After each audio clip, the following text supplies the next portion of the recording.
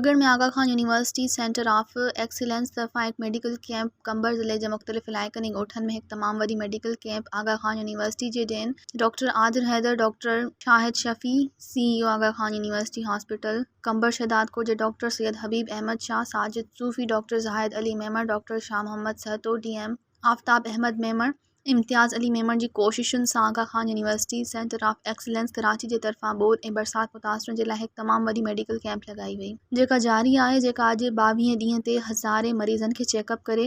दवाऊं ॾिनियूं वयूं, जंहिंमें हर क़िस्म जे मरीज़नि खे मुफ़्त दवाऊं ॾिनियूं वयूं ऐं इहा कैंप केतिरा ई ॾींहं जारी रहंदी। हिन कैंप मां हज़ारे मरीज़नि खे हर क़िस्म जूं दवाऊं ॾिनियूं वयूं। हिन कैंप ते WHO जी टीम डॉक्टर नाज़िया पेचू ऐं डॉक्टर हुसैन झतियाल विज़िट कयूं ऐं कैंप में कमु कंदड़ डॉक्टर्स ऐं डॉक्टराणनि खे ऐं रज़ाकारनि खे जस ॾिनो। मज़ीद ख़बरनि ऐं तफ़सीलात लाइ विज़िट कयो असांजी वेबसाइट www.awamiNewsHD.com ऐं ॾिसंदा रहो अवामी न्यूज़ HD।